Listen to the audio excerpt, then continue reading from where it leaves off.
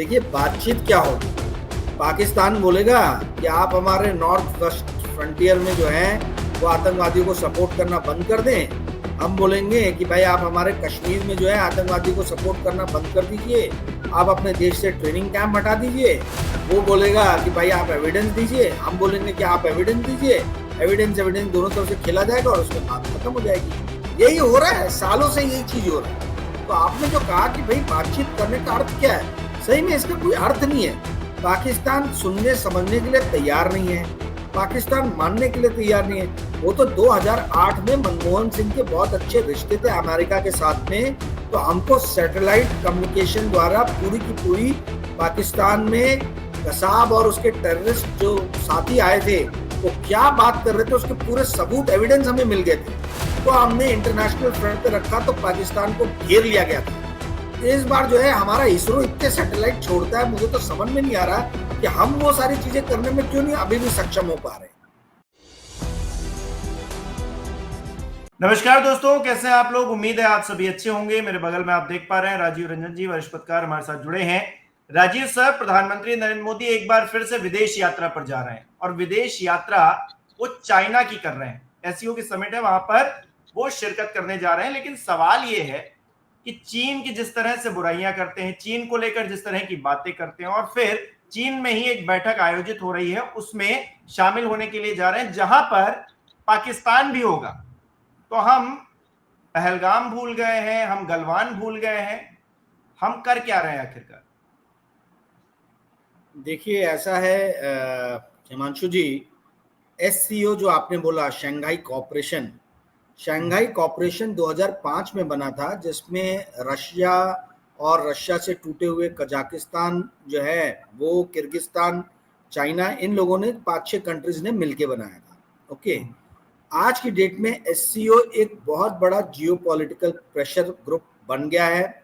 यहाँ तक कि ईरान और सऊदी अरबिया भी आज की डेट में इसके मेंबर है। रशिया और चाइना के अलावा मतलब बहुत बड़ी बड़ी शक्तियां जो हैं वो एससीओ की मेंबर बन रही हैं, और भारत इसके अंदर पहले से ही है। परंतु भारत को एक तरफ जो है अलग थलग सा कर दिया गया है, और हमें ये नजर आ रहा है कि चाइना की बहुत ज्यादा मित्रता प्रगाढ़ हुई है पाकिस्तान के साथ में, ठीक है, विगत कुछ वर्षों में। तो और पाकिस्तान, आपको मालूम है कि हमारा एनिमी, मतलब हमारा फ्रेंड तो कभी था ही नहीं, एनिमी है। आतंकवादी गतिविधियों को बढ़ाता है हमारे देश में, कई वॉर्स हम लड़ चुके हैं पाकिस्तान के साथ में। तो एससीओ के अंदर में हमारी स्थिति जो है वो बीच में काफी कमजोर हो गई थी। अभी एक थोड़ी सी उम्मीद जगी है कि अमेरिका के डोनाल्ड ट्रंप पाकिस्तान की तरफ खिसकते हुए थोड़े नजर आ रहे हैं। तो हो सकता है कि चाइना जो है वो उस चीज में अपनी नाराजगी दिखाए, और हो सकता है कि भारत को फिर से तवज्जो मिलना शुरू हो, क्योंकि नाम है इसका शंघाई कॉपरेशन, तो आप समझ सकते हैं कि चाइना की कितनी बड़ी भूमिका है। चाइना ही इसके एपिसेंटर केंद्र में जो है इस पूरे जियोपॉलिटिकल ग्रुप के, वो चाइना ही है। अब आते हैं आपके मुद्दे पे, आपके सवाल पे। मैंने सोचा कि एससीओ के बारे में थोड़े अपने दर्शकों को बता दिया जाए। देखिए, मोदी जी का चीन जाना हमें इस परिप्रेक्ष्य में देखना चाहिए कि डोनाल्ड ट्रंप ने भारत के ऊपर में 25% का टैरिफ जो है वो लगा दिया है। नरेंद्र मोदी ने विगत 8-9 वर्षों से काफी गलबैयां करने की कोशिश की थी डोनाल्ड ट्रंप के साथ में, और पिछले 11 वर्ष से अमेरिका के साथ में इन्होंने गलबैयां करने की कोशिश की। इसी दौरान गलवान हुआ हमारा चाइना के साथ में, हमारी दूरियां काफी बड़ी चाइना के साथ में, और सबसे बड़ी बात कि चाइना के साथ में भारत का जो ये है ट्रेड डेफिसिट जो है वो 99 बिलियन डॉलर पहुंच गया। मतलब 99 बिलियन डॉलर हम आयात, इंपोर्ट ज्यादा करते हैं चाइना से बनिस्बत उसको एक्सपोर्ट करने की। यदि आज की डेट में 87 रुपीज का $1 चल रहा है, तो लगभग आप समझ लीजिए कि 8,70,000 करोड़ का सिर्फ ट्रेड डेफिसिट है हमारा चाइना के साथ। तो हम एक तरीके से आप समझ लीजिए कि चाइना के उपनिवेश के रूप में ही काम कर रहे हैं, कि चाइना का माल जो है वो इंडिया में आ रहा है, चाहे वो फार्मास्यूटिकल हो, चाहे आप बड़े बड़े जो मशीनरीज रहते हैं, इक्विपमेंट्स जो रहते हैं, यहाँ तक कि जो रेयर अर्थ मेटल्स हैं जो हर चीज में जरूरी है, वो सारी चीजें जो है चाइना से बन के आ रही है, चाइना से हमारे देश में आ रही है। तो भारत की स्थिति आज की डेट में पिछले 11 वर्ष में ऐसी हो गई है कि चाइना के ऊपर हम कंप्लीटली डिपेंडेंट हो गए।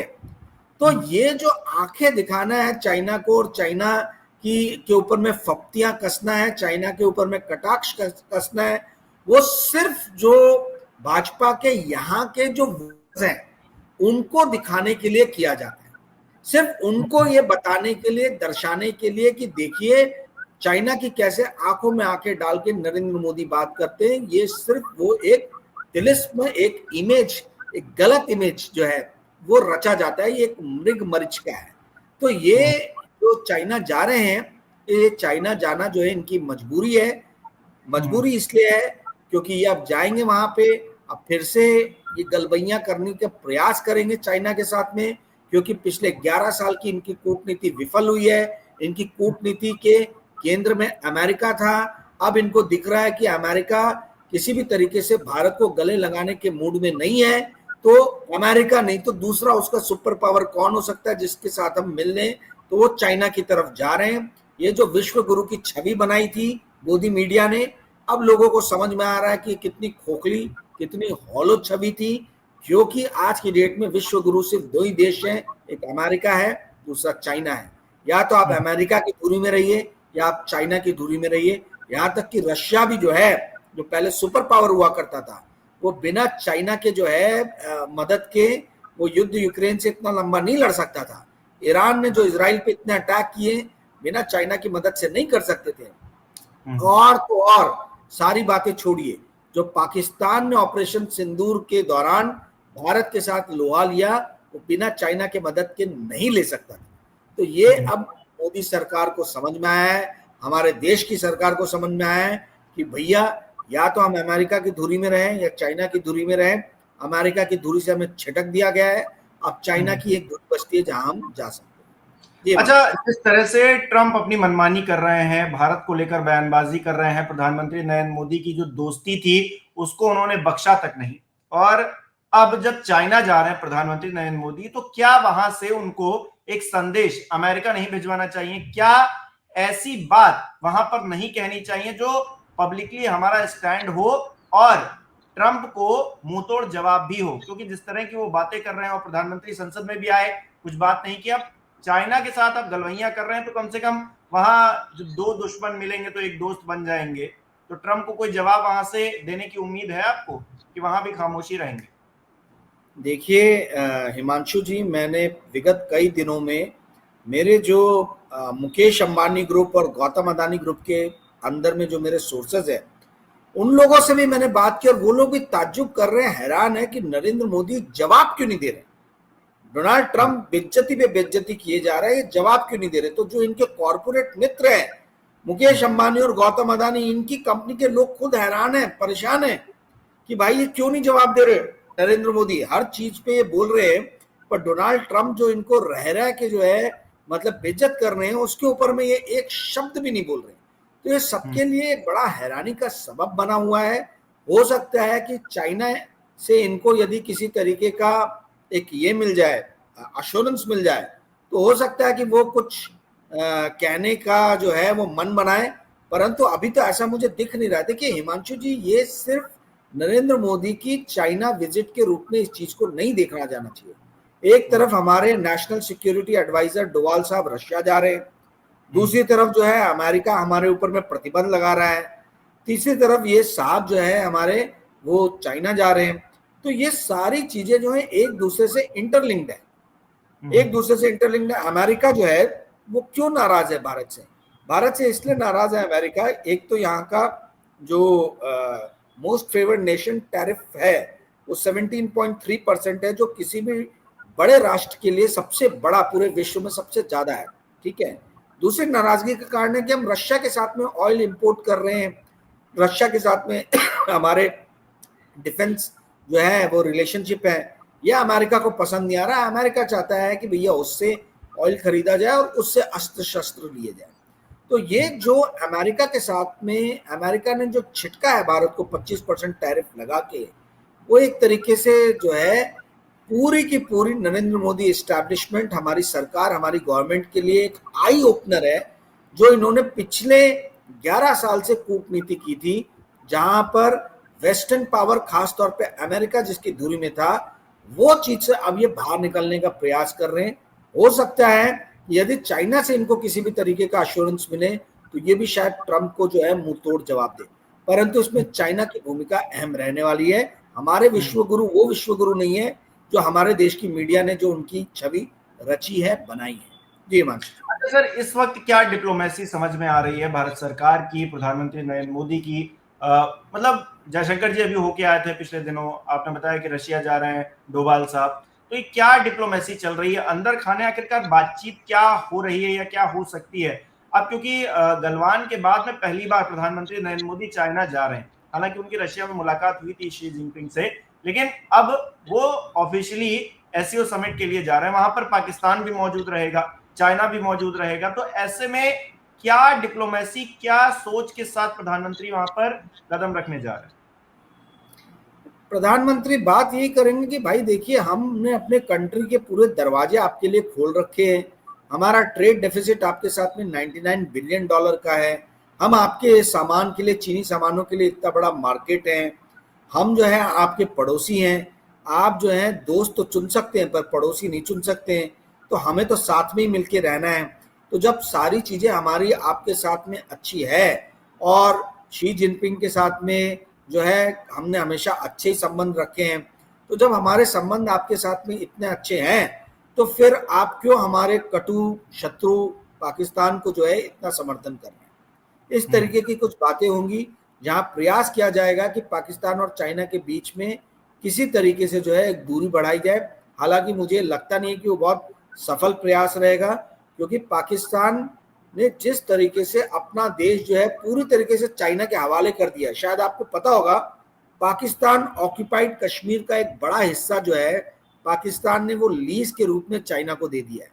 वहां पे कई सारे पावर प्रोजेक्ट्स हैं, वहां पे कई सारे जो है वो इंडस्ट्रियल एक्टिविटीज हो रही हैं, और इस कारण से जो है मतलब एक इशारा किया गया है भारत को कि आप हिम्मत भी नहीं करना पाकिस्तान ऑक्यूपाइड कश्मीर की तरफ नजर उठाने के लिए। ठीक है, तो ये जो है हमारे लिए बड़ी विकट स्थिति है। देखिए हिमांशु जी, मानसरोवर जैसी यात्रा, तमाम आप बातें छोड़ दीजिए कि हम विश्व गुरु हैं, हम चाइना के बराबर हैं, हम एक ये है, भाई मानसरोवर जैसी यात्रा में आप अभी तक चाइना से इस बात पे एक आपका समझौता नहीं हुआ, या ये बात पे आप उसको राजी नहीं कर पाए हो कि आप मानसरोवर हमें दे दीजिए। ये बड़ा एम्बैरेसिंग रहता है कि भाई भारत को परमिशन लेना पड़ता है चाइना से। जो जो भी जितने भी श्रद्धालु जाते हैं वो बिना चाइना की इजाजत के जा नहीं सकते। तो ये बड़ा ही एम्बैरेसिंग सिचुएशन है। तमाम तरीके की जो इतनी बड़ी बड़ी बातें करती है गोदी मीडिया, इनको पूछना चाहिए कि भाई अगर ऐसा है कि ये वाकई में जो है लौह पुरुष है और चाइना के सामने जो है एकदम आंखों में आंखें डाल के देख रहे, तो भाई मानसरोवर वाला मुद्दा तो कम से कम सुलझा लेना चाहिए था। आप उल्टा ये हो रहा है कि अब पता चल रहा है कि भैया बहुत बड़ा भूखंड जो है भारत का, जो गलवान के पहले तक भारत के पास में था, अब चाइना ने उसके ऊपर में जो है कब्जा कर लिया है, और ये देश से छुपा रहे हैं उस बात को। ऐसी बातें आ रही है, ऐसी रिपोर्ट आ रही है, ऐसे अपोजिशन पार्टी के लीडर्स बोल रहे हैं। तो सरकार को जो है वो कुछ पत्रकारों को जो है लेके जाना चाहिए, वहां पे उस एरिया में दिखाना चाहिए कि भाई ये एरिया है, इसकी बात की जा रही थी कि इस पे कब्जा है, पर कहाँ कब्जा आप देखिए तो हमारे ही उसमें, इन्होंने अभी तक ऐसी कोई यात्रा भी नहीं कराई है।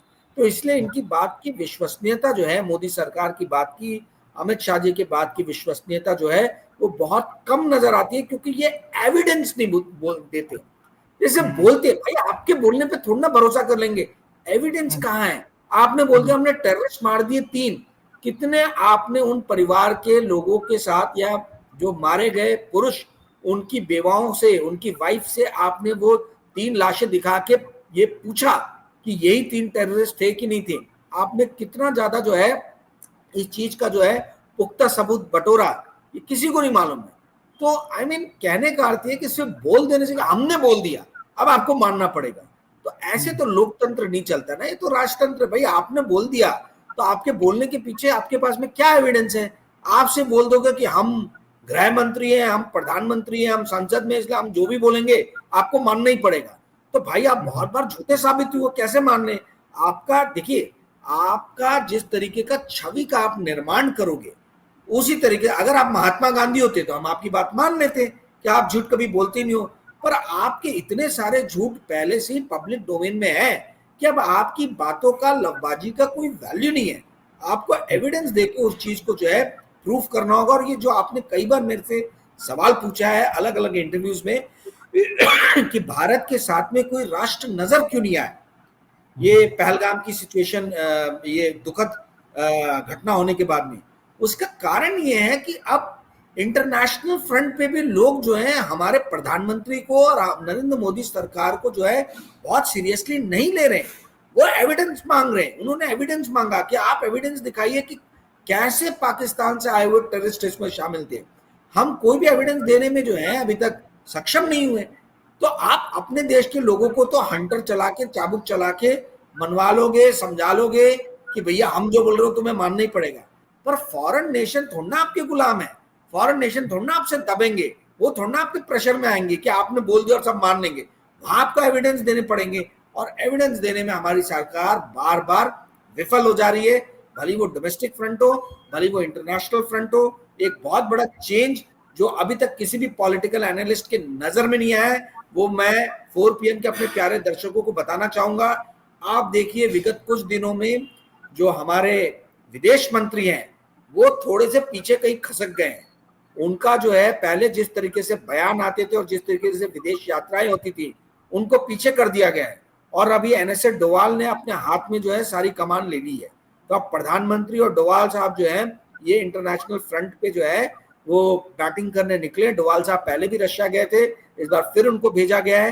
तो ये अंदर कुछ ना कुछ बहुत बड़ा पकड़ा है। हिमांशु जी, क्या होगा ये अपने को थोड़े दिनों में समझ में ही आ जाएगा।